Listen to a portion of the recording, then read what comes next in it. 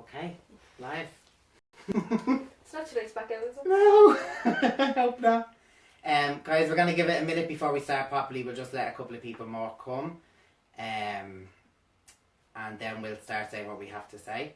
We are a little bit nervous, I think it's fair to say. A little bit. Just a little bit. Look, we're not TV presenters. We're not trying to make a programme here. We are just trying to get a message across. So we have our little... We have our notes. We have our notes. What we want to say is obviously a conversation, but it's also going to be... We have a structure to it, so we just have the notes for the structure of the conversation. So just make sure that we're not sideways or anything before we go. And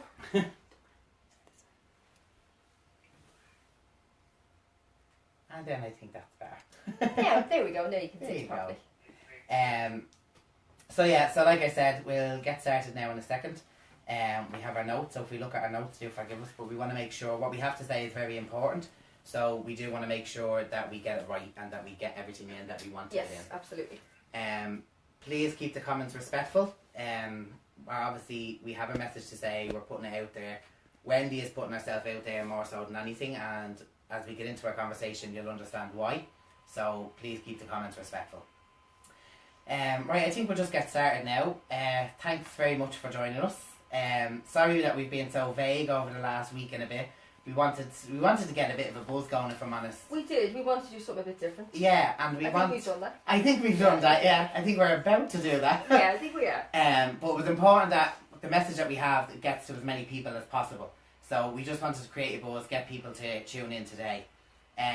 Hopefully no one will come halfway, because they will get a shock of our conversation, I think. Yes. Just a heads up, if there's any kids in the room, you might not want them to view this until you've reviewed it first anyway, and then see how you feel. We are going to be talking about sexual abuse in this video. Can I just add as well, there may be some trigger warnings for people if they have been sexually abused, so just to make people aware of that. Yeah, so carry on if you wish. I know on Facebook I could be one for sharing my opinions quite forcefully. Michael, an opinion, never. Never. But what we're doing here today is not opinions. These are unfortunate facts that we have to deal with in today's world. So, despite the risk of being misunderstood or reacted to negatively, I think we weighed up the pros and cons of doing this, and we decided that it's... Yeah, it was for the greater good, definitely. There's definitely and a greater that's not good. in a big-headed way. No, but we feel that the story we have to share can help people. So, we decided that we wanted to share it this way so we could help people. So, we'll just get right into it. Yeah, we may as well. This, you know me, my name is Michael. This is my very good friend Wendy. Hi, guys. I didn't think you were actually going to do that. I know, yeah, we've been very good friends for the last decade. A lot of memories, a lot of drunken memories, a lot of sober memories. Especially lately, sober memories. Lots of love, lots of respect, lots of admiration. When I was living in Australia in 2013, I got a text off Wendy, and I remember sitting on my balcony. I had just come in from work. I think I was having a cigarette or something disgusting like that, and I got a text off Wendy that said, "I have something to tell you," which is never a good message to get off anybody. And I can't really remember what I thought she was going to say. I'm pretty sure that's not what you thought it was, though. No, sure that's I didn't know what was coming. Yeah. No, I didn't guess what was coming. I thought you were gonna be a man or something. It wasn't what I thought. What Wendy told me was that she was sexually abused by her brother when she was a child. She was picking now to tell me because for the couple of years, I think, previous... Yeah, a few years leading up to that. She'd been on a journey within herself, kind of, to admit it to herself and to go get the help that she needed. And also, she was pursuing it legally, so she wanted me to be kept in the loop about that. Yeah, well, one of the main reasons I told you then was because you guys were coming home. Yeah, thankfully. Yes, and obviously... I did want to have the conversation face to face. I thought that you would be, I wouldn't say overly emotional, but just more emotional than I would be about it. Yeah, well, yeah. Because it was very matter of fact when I said it. It was very matter of fact. The way that you'd said it. Yeah, that's just my way. I'm very kind of blasé, I guess you can say about it. So I just thought, right, I don't want to have that conversation face to face with him yet, so I'll send a text, and as well because I knew I wasn't going to see her for a couple of months. Yeah. So I was like, right, I'll just send the text and I'll just see what happens. Yeah. So that's basically what I did. Sent me the text. So you would, obviously you'd led up to telling me.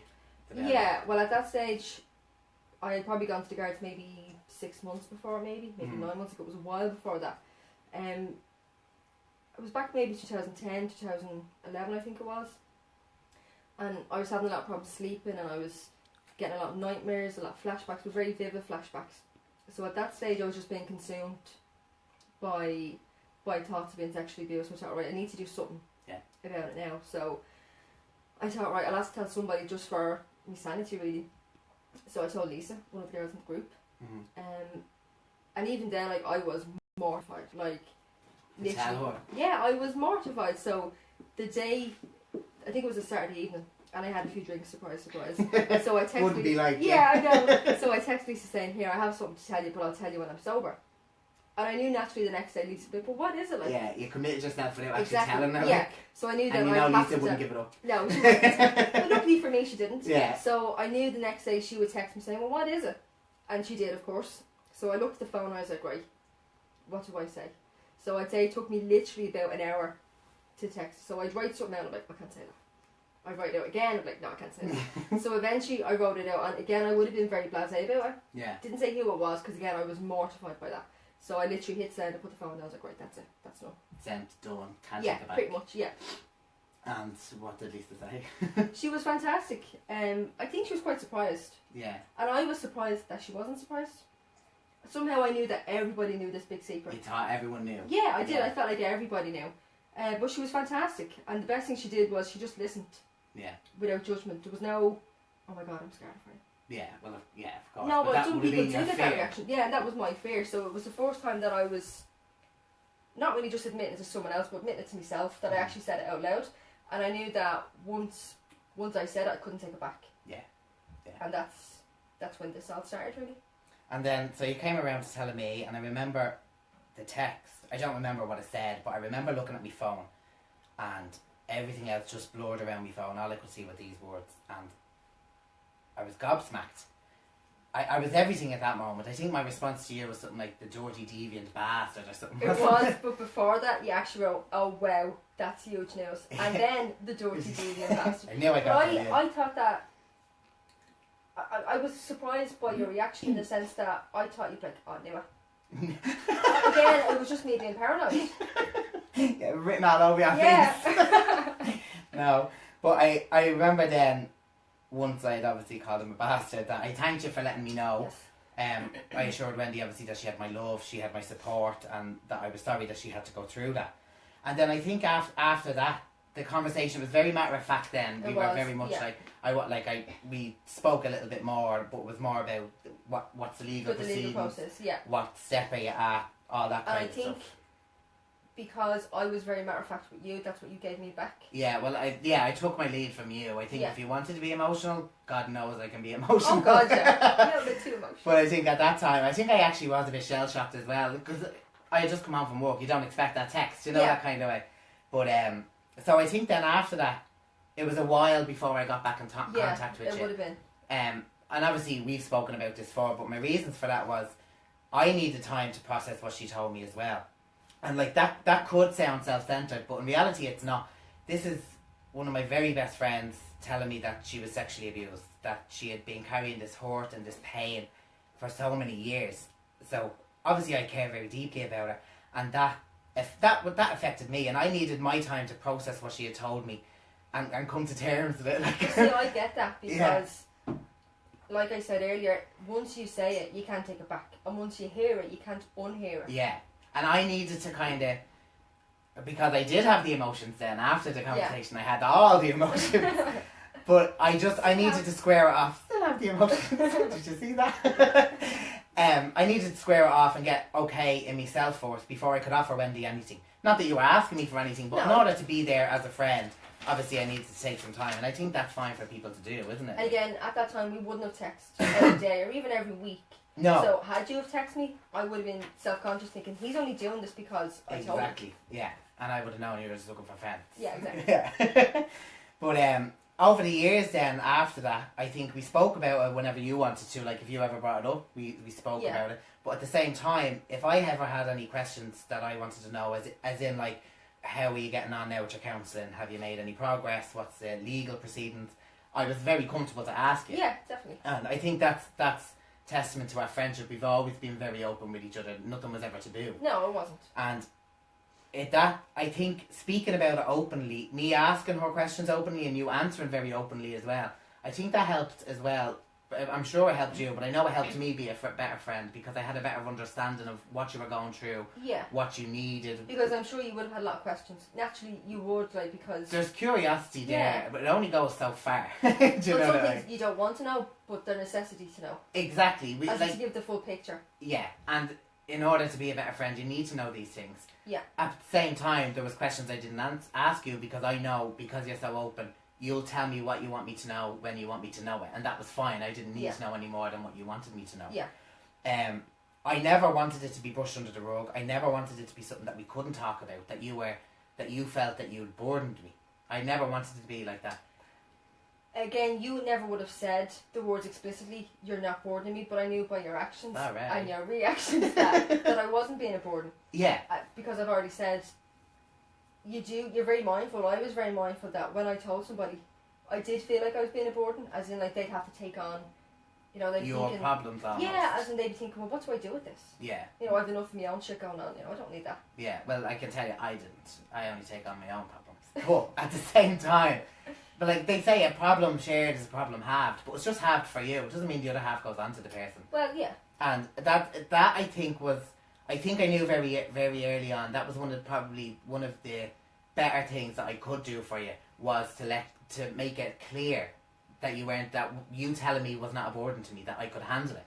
Yeah. And yeah, definitely. I think with our friendship, obviously this has happened and we've just dealt with it because we had to.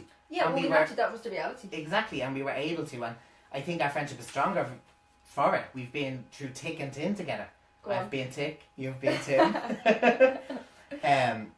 The reason we're sharing this with you on the video, guys, is statistically 1 in 4 children in Ireland are sexually abused. That could be you watching, it could be a family member, it could be a friend. Like me, it could be your friend. Ireland especially, and I think around the world, we don't speak about sexual abuse. It's almost, it's brushed under the rug. We feel like we can't. People don't know they can talk about it. I didn't know I could. Exactly, and I'm sure half of that, like, I don't want to put words in your mouth, but I'm sure half of that was because, like you said, you didn't want to burden other people with it. And I think it's important that we get a message out there that you're not burdening people with it. Like, if you're abused, speak about it. Speak to somebody about it. Speak to a friend. And if you're a friend, be approachable to speak about it. Yeah, because if you don't talk about it, like if you ignore it, it's not going to make it not happen. Like, history has taught us that ignoring it does not make it go away. Exactly. It just doesn't. And the only person you're protecting is the abuser. Yeah, absolutely. And they know that you will keep it a secret. So they know that they're safe to do it. Exactly. And it was the same guys back in the day with the Magdalene laundries. You see that with the chewing babies. All of that kind of stuff. Nobody spoke up about it. Nobody had the courage to say, I know this is going on and it's not okay. Right. It's not okay and it needs to stop. And I think we should be the generation to do that. And I think by starting with this video, hopefully we'll get that moving, that people will talk about it. They'll go to their friends. They'll see how well, like, our friendship is still going fine. It didn't take a dint out of us at all. No. It would have to be a big... Now, we were only saying the other night that if you were, let's say you got a hit of a car or you were the victim of some other crime, exactly, you'd have no problem saying it was Johnny down the road. You'd shout it from the fucking rooftop. Yeah, I'm after getting a smack of a car. Yeah. But you're not going to walk into work and be like, I'm after getting fucking abused, would you believe it? Yeah, exactly. You just don't, like, and that's not to try and normalise it. Like, no. It's not normal that it happens. It's absolutely We're not normalising sexual abuse. No, we're not. We're normalising speaking about it. Exactly. And it's, you take it on you.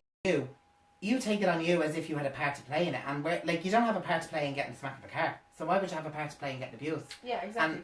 But you don't feel like that. You feel, well, I felt very much to blame. I felt a lot of guilt, a lot of shame. And it would have been when I went to group therapy. Yeah. That you realise everybody else has the same feelings.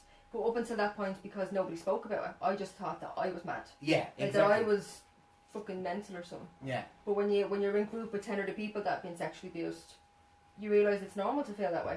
And that's why we're speaking about it and sharing it with you now, because we feel that some benefit can come of it. I just want to say, this is not the norm for me to do, as in, like, I put very little on Facebook. Yeah, you don't. And Stacey, my sister, who was also abused, she put very little on Facebook, like more or less nothing on Facebook. Unless you have something smart to say. Yeah, exactly. But there was a court case very recently in January of this year, and there was a possibility it was going to be in the media, and there still is a possibility. There is. That it's going to be in the media. And I thought by doing this, at least this is having my say and doing this on my terms, because if it is in the media, I can control what they put in. What details they put in. Yeah, or what they don't, or they might change some details. So I have no control over that, so at least this way I'm doing it on my terms, and it's empowering because it's taking control. Yeah, taking control back of what's rightfully yours. Yeah, exactly. It's your story to tell. Yeah. So can you maybe tell, obviously I know these details, but we're doing this video to help other people. So maybe do you want to speak a bit about how you got to the point, like you said there, we were at the trial in January and February. Yeah. Do you want to say how you got to the point of, from telling Lisa to being at the trial? Well, it would have been, I think it was over 3 years ago that I went to the guards. If I'm being very specific, it was the 1st of November 2014. Give or take. 3 years at 4 o'clock. Give or take. It actually was about that time. Yeah, it actually was.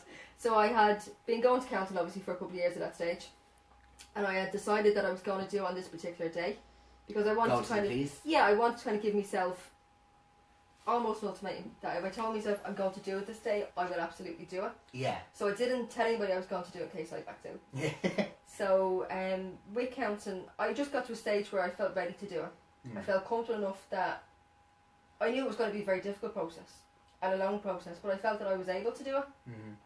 So I went into the guard station in Lucan, and I literally knocked on the little hatch, and I was like, yeah, can I help? And I literally went, can I report a crime? And he said, yeah, well, what is it? And I said, it's sexual abuse. And he said, okay, is there a child at risk? And I said, well, I was the child. And he was like, oh God, oh Jesus, okay, yeah, come on back in. And he was lovely, and he was so sympathetic. And he took all the details, kind of a very broad overview of the abuse. You and didn't then have at to the get end, too... no, at that stage it wasn't too specific. And then he said, well, actually, because you live in Ballyfermot and the abuse took place in Ballyfermot, you need to actually report this to Ballyfermot. You had to do it twice. Yeah, pretty much. So I built up, and then I was going like, oh shit. So he had passed my details on to Ballyfermot Guard Station. So they were expected anyway. Yeah, so it was about 6 weeks later that they made contact with me. And from there I started doing the statements, and they were really graphic. Well, they have to be. Yeah. And they were very specific, and that took maybe 6 months to do the statement. So you had, because did you have to go a couple of times? Did you have to make different statements, or was it one statement you had to do it in lumps? Like. I did it very gradually, because it was a lot. Like, it was a very tough process. Yeah, so it was like what, 6 years of abuse or something? Well, 8 years, yeah. And it was just too much to do it all in one go. Like, I would have been there for hours. You saw the statement. 55. So I did it over the course of 6 months. So I'd go down every few weeks and be there for a couple of hours, and then toddle off home and come back again and do it. And they kept you up to date with what was happening? Yeah, they were then. Fantastic. I don't know if I was just really lucky with, the guards that were looking after a case. They were brilliant. They were fantastic. They really were, and they kept us informed, if there was any court appearances or when he was arrested. They always said, we're going to do it now. It wasn't after the fact. Yeah. So at least I could prepare for that. Yeah, and know what was coming, and yeah, have to exactly. tell your family. Because a lot of it is very unknown territory. Oh, the whole thing is it unknown. is. Like, you really have no idea. Like, I was very naive. I thought when I first went to the guard station, it would literally be a half an hour. And from there, they would just run with it. And just take over completely. Yeah, pretty much. And even whether or not there was going to be a court case, that was completely out of our hands.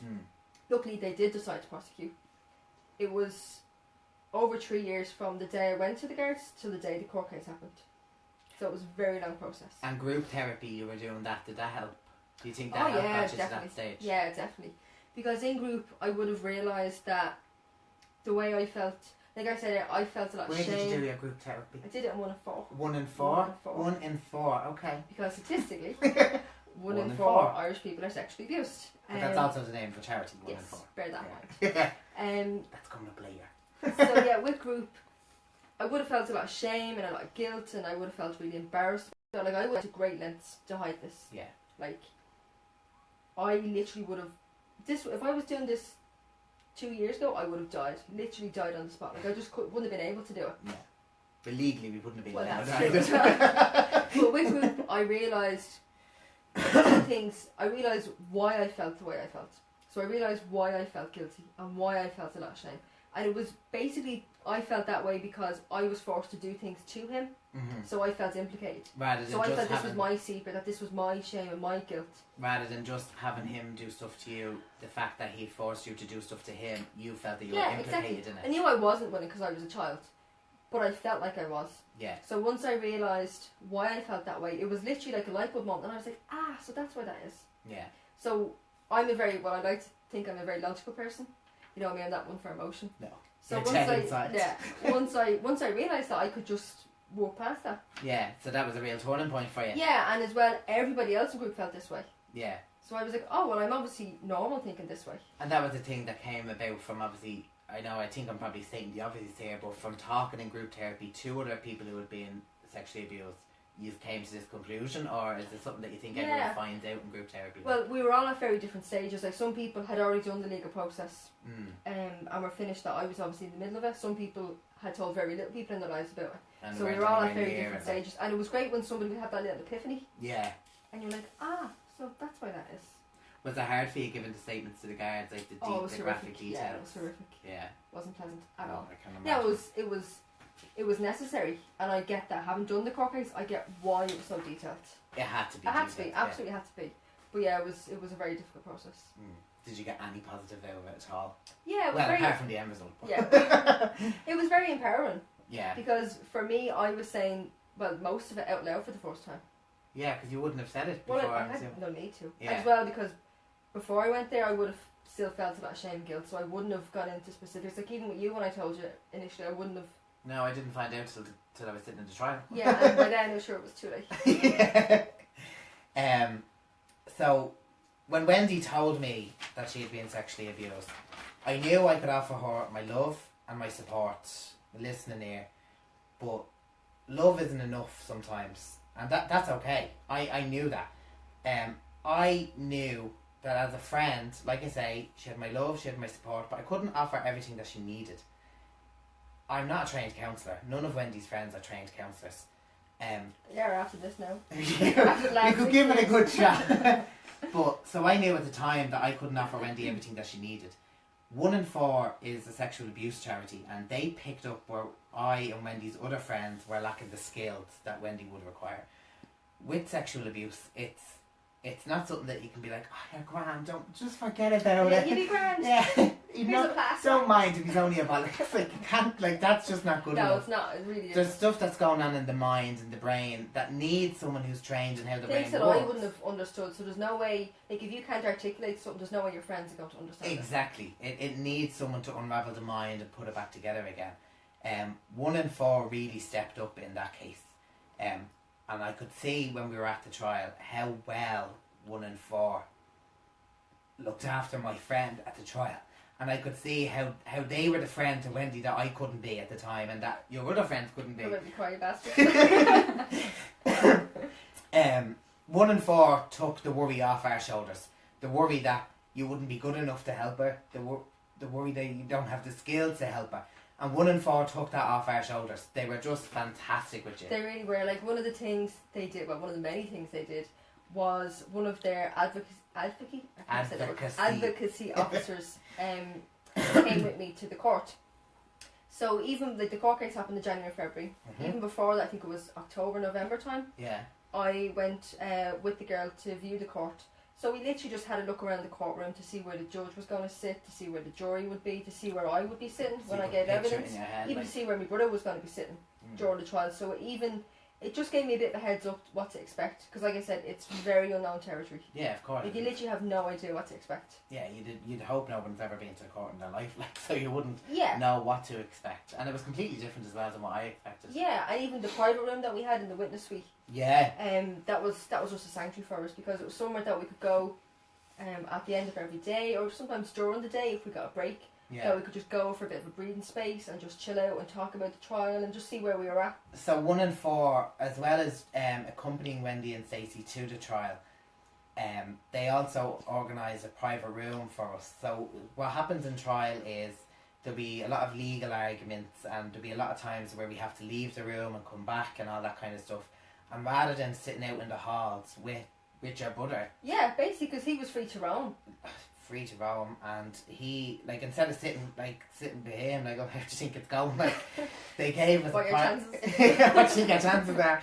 I can tell you what I think his chances are. But they gave us a private room, so that any time we weren't in court, we had a private room, and we could kind of dissect what had happened, check in with each other, everyone okay, Yeah. how did you feel about that? And that was just a blessing, because if we had to be sitting out with other people, you wouldn't be able to talk openly. With the deviant. You wouldn't be able to talk openly, and that was just a fantastic little element that they brought. It was, yeah. And that was Nicola. Was. So Nicola from 1 and 4, who's now our very best friend. I hope she's watching.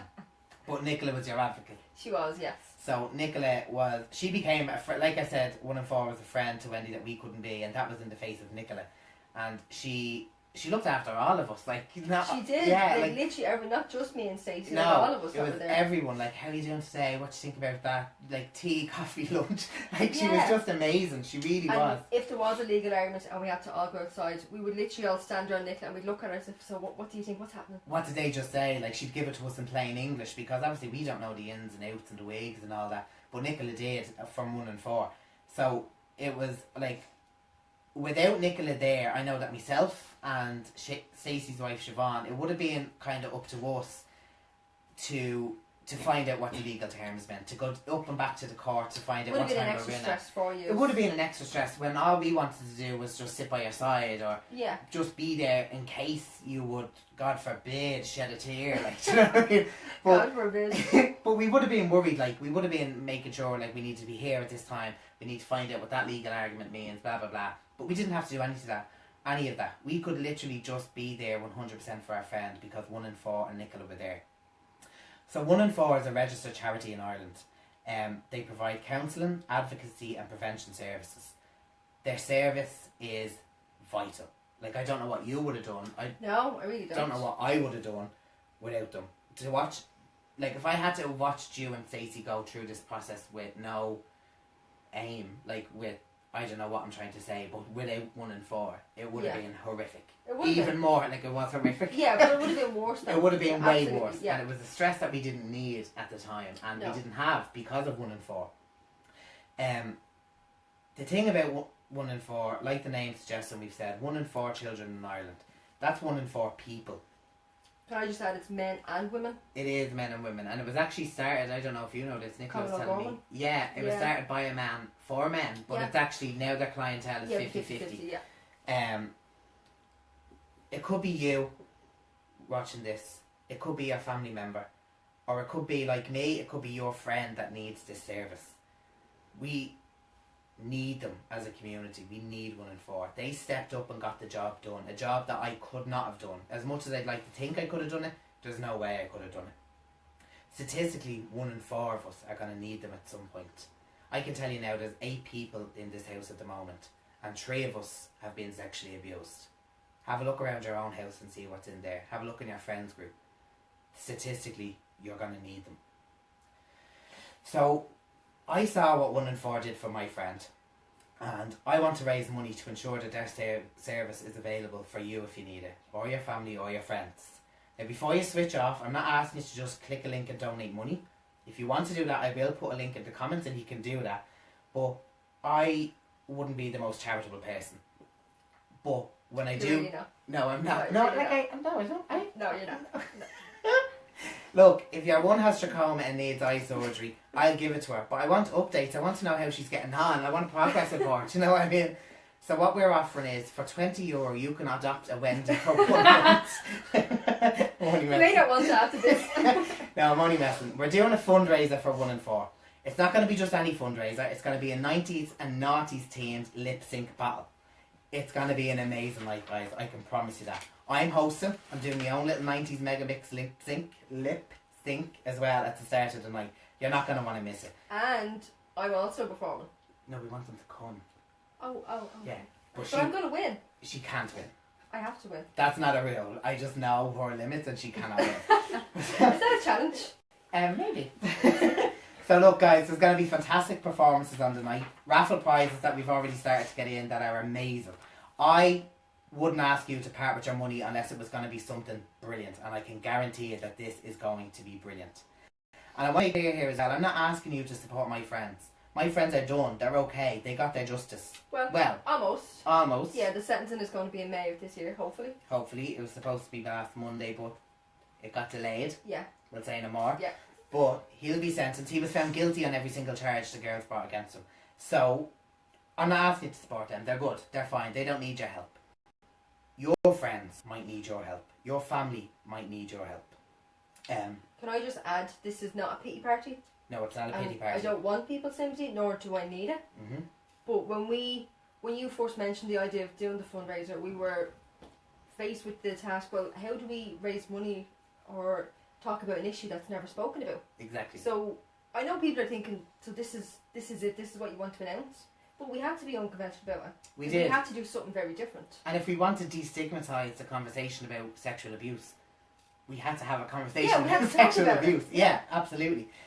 So like I say, we're not asking to support two people you don't know. We're asking to support people that are in your group, that are in your community. Like I say, I have first-hand experience with this charity. I know the value of them. This is worth it. This is where you want your money to go. Our lip sync battle is going to be on Saturday the 24th of June in the Ballyfermot Sports and Social Club.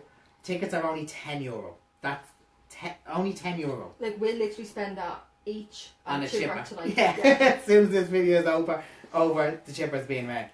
The Ballier Club have great deals on drinks. There's always specials on, so it's going to be a cheap night out. It costs €2,112 per day to run 1 in 4 in Ireland. Now, I know we can raise that with your help. I know we can give them a day. We're hoping we can give them maybe 2 days. We can. I think we can, but we need your help. We can. I'm going to put a link to the event in the comments after the video. We would love you to join us on the night. It is going to be spectacular. It's going to be good crack. Spectacular, some might say. 90s and noughties. We're also looking for contestants, so you can do solo. You can get your girls or your boys together and create a band. Call up the people you used to hang around with on the green in the 90s. Get them together. Sing our songs again for us. You'll need to have your own looks and performances together, but we can offer you 2 half-hour rehearsals with a professional dance teacher. Now, you don't have to take them if you don't want to, but if you don't want to make a show of yourself, I'd suggest you get them. Some of us will need them. Wendy's going to take 10, but there's only 2 on offer. I'm starting now. 2 on offer. So if you want to be a contestant, let me know. You can contact me on the event group and I can give you more information. If you want tickets, let me know and we'll organise delivery to you as soon as possible. Also, if you know anybody that might like to sponsor the event or make a donation or raffle donation, please let me know as well. Guys, I know we can come together and do this. This is really our chance to be part of something worthwhile and to be really proud of it. We can change things here. Statistically, whether you want to believe it or not, 1 in 4 people in Ireland will need this service. Please let's make sure it's there for them. Let them be the friends they couldn't be, that I couldn't be, and that you might not be able to be. And we're not saying that 1 in 4 are going to change the world, but they certainly changed my world. And we've been witness to that. Yeah, definitely. Absolutely. So look, thank you so much for giving us that little soapbox and for staying with us while we spoke about this. Hopefully now you'll understand why we did it the way we did. Just before we log off, I just want to give a big shout out to Wendy, because I know you really put yourself on the line to do this tonight. And I know you did it to help other people. Yeah, it's for the greater good. It is, and I just think you're marvellous for doing marvellous. Never been called marvellous before. Fuck me. I do think you're marvellous for doing it tonight. Look guys, I'm going to put a link to the event in the comments. There'll also be a link in the comments if you want to just make a straight